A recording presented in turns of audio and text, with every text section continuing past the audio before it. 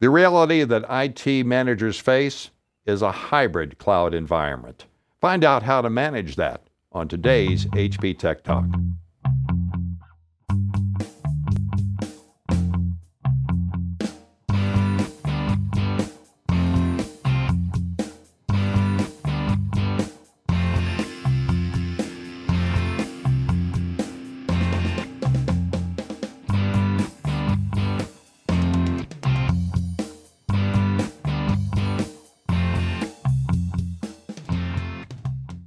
Welcome to this episode of HP Tech Talk. I'm Andy McCaskey from SGR News, and of course, this is the series where we talk about how Hewlett-Packard is redefining a new style of IT. And we talk about servers and storage and networks, but today we're going to be talking about cloud, and our guide for cloud, as always, Mr. Stephan Spector. Well, thanks, Andy. It's good to be with everyone again. And today we're going to take a bit of a different approach. I know in the past we've really focused on public clouds or private clouds, but the new trend that everyone's talking about is hybrid cloud. And I think there's some market confusion in terms of what really is a hybrid cloud. So I've brought one of our experts, Sunil Chhabra, who's a senior director of product marketing for HP Cloud. He is our hybrid cloud expert. So let me just go ahead and introduce you to Sunil and let him really go through HP's view on this and help you understand it. Sunil, are you with us today? Yes. Good morning, Steve, and good morning, Andy. Thank you. All right. Well, thanks very much for joining us here. I guess one of the very basic definitions that we would start out with is how does HP define the phrase hybrid cloud? A great question, Andy. So we define hybrid as a combination of traditional IT, public cloud, private cloud, and managed cloud. And so hybrid really becomes a delivery model, meaning that the customer needs to get their workloads, their applications delivered, regardless of where it's coming from, and hence the term hybrid. So the distinction between hybrid and hybrid, private, and managed, I think managed is a term that we might want to talk about. Sure. So hybrid really, there's the official NIST definition that says the ability to take a workload from any kind of cloud to any other kind of cloud and effectively make it seamless to the end user. That still holds in HP's definition, or broadly speaking, that still holds. When we talk about managed, I like to view this as a continuum. So if you've got private on the one extreme and public on the other extreme, the managed is kind of in the middle, meaning who owns the assets? In private, it's usually the customer. Is it OpEx or CapEx? Well, it's going to be predominantly OpEx if it's a public cloud. Managed gives you a blend of both of those. And within managed, there's a little bit of a continuum too, meaning somebody like HP would be managing the assets potentially, or in fact, managing the entire cloud for the customer. On the other hand, in a managed environment, the customer would still own the assets, but HP's running them and managing the upgrade of the applications, the software, the licensing, so that the end customer doesn't have to worry about that. Yeah. So the objective of all this, though, is the business agility. Why is it that applications need to be able to jump from one cloud to another? I would even back this up a little bit more and say agility. You touched upon a very important point there around agility. And so HP is doing a couple of different things there. One is with respect to the different kinds of clouds and the combination with traditional IT.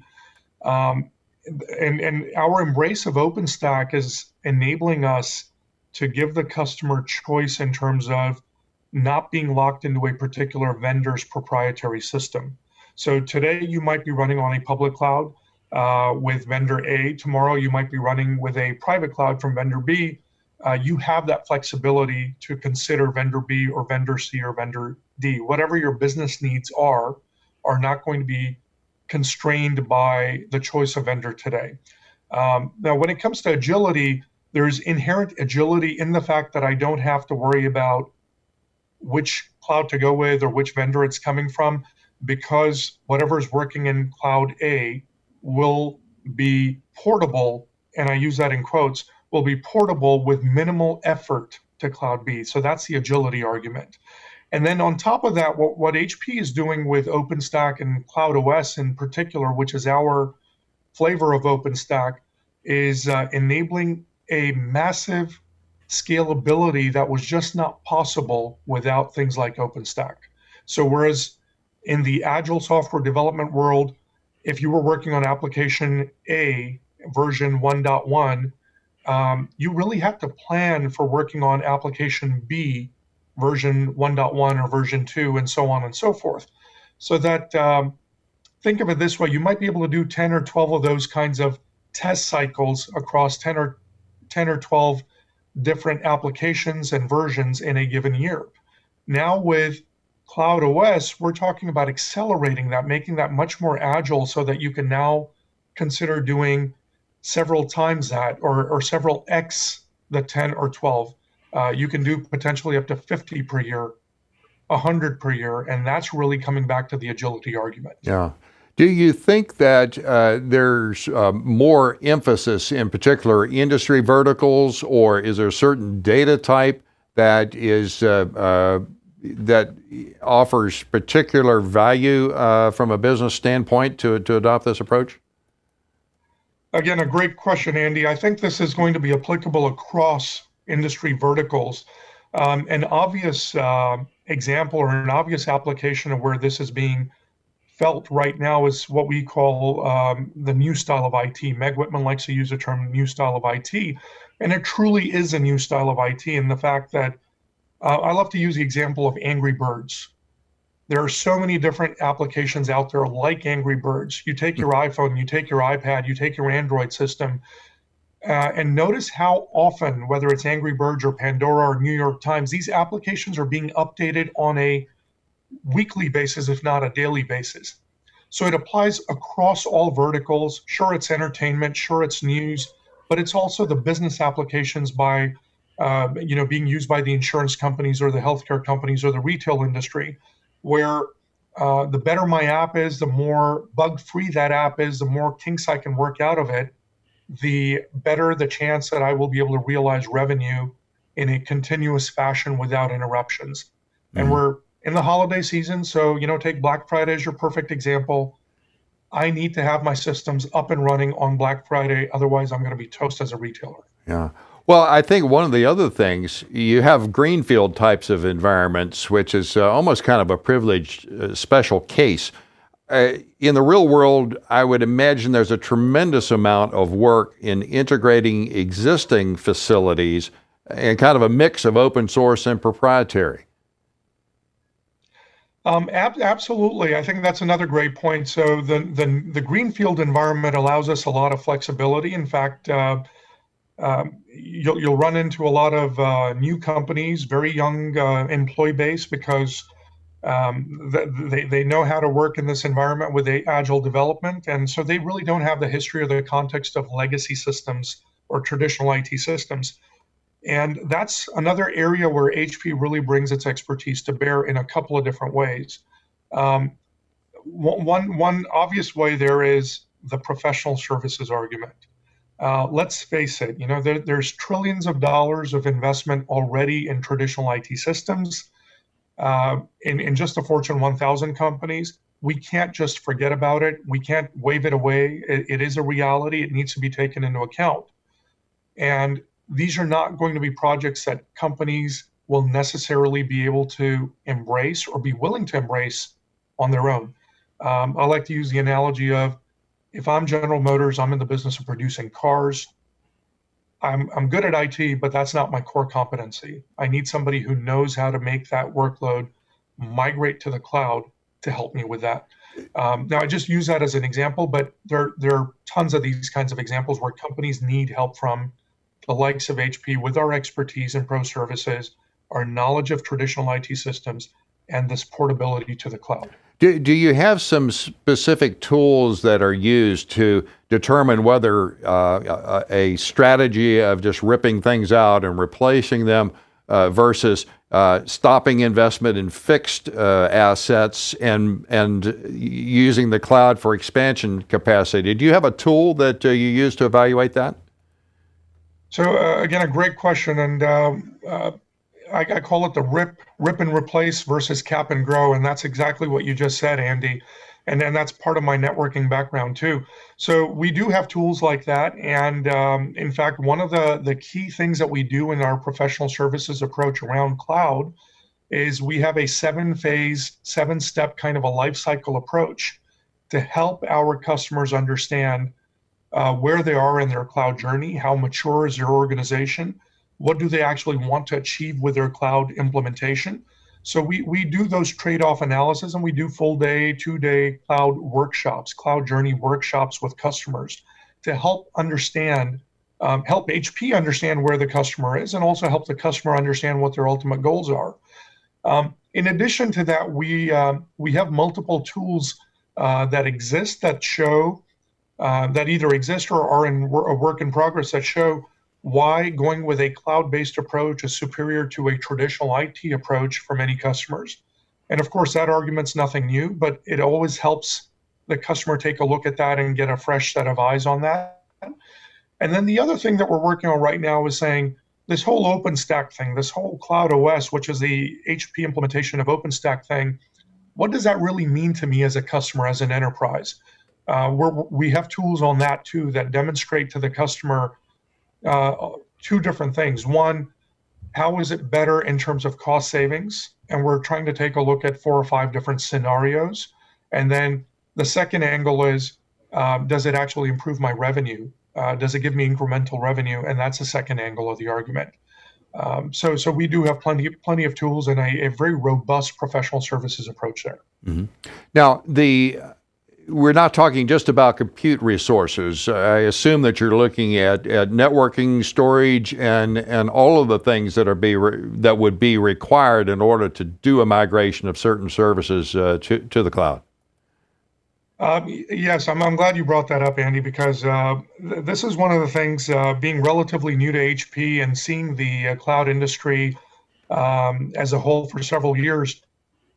I've come to a realization that there are very few vendors out there, very few companies out there that can be a trusted partner for an enterprise customer in the fact that there are 3 angles that HP stands out, or 3 lenses through which HP really stands out.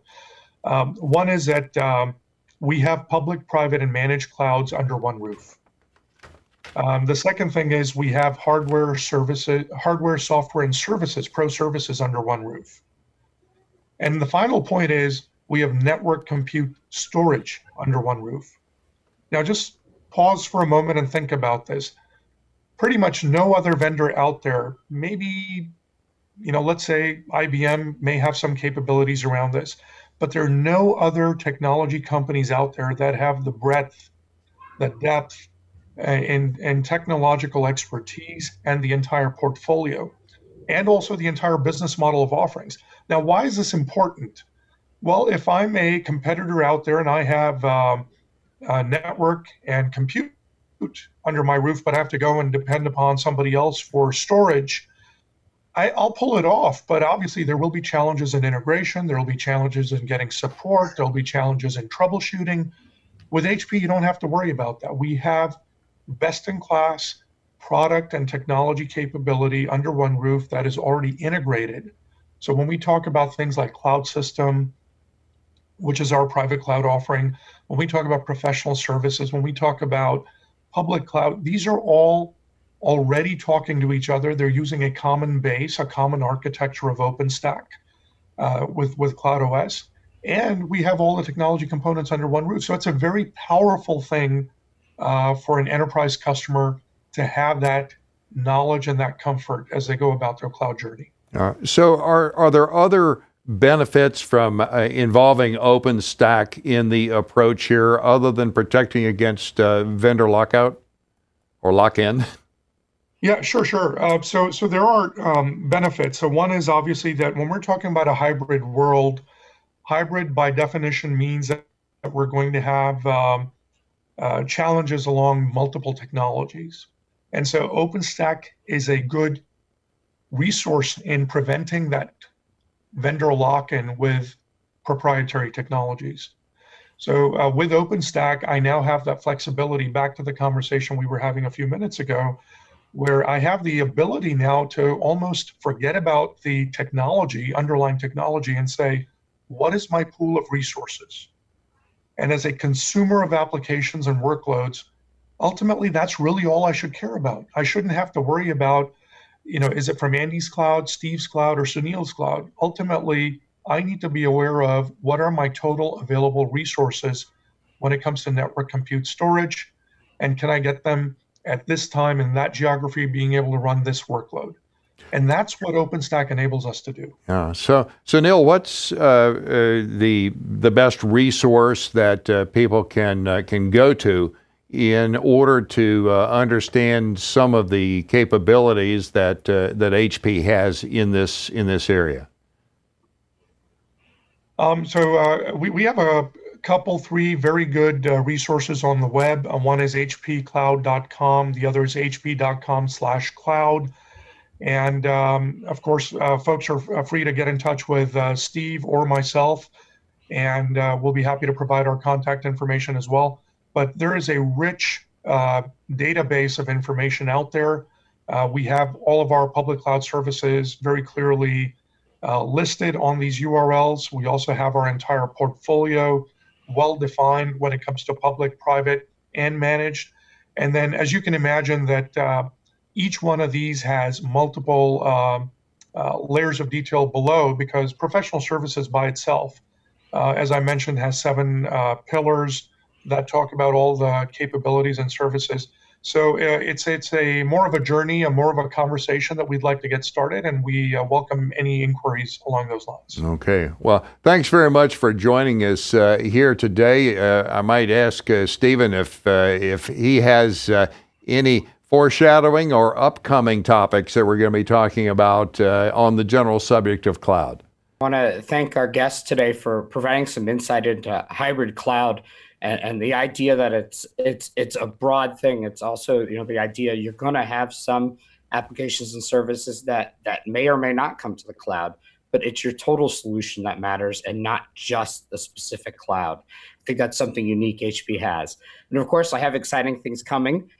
We will be having an HP Cloud OS talk coming up soon to go more detail. And since we talked a little about professional services, it's a perfect intro. I have the head of our professional services for all of cloud who will be on in the coming weeks. And then we'll be looking at a little bit further out. We're going to start talking about software-defined networking in the cloud. And I know that's quite a buzzword. Hybrid cloud's a buzzword and SDN's a buzzword. So I'll make sure that HP gets a chance to explain what all these buzzwords really mean and help you understand it. Okay. Well, thanks to both of you for joining us here today. Thanks to you folks for watching us. Please tune in next time for the next episode of HP Tech Talk.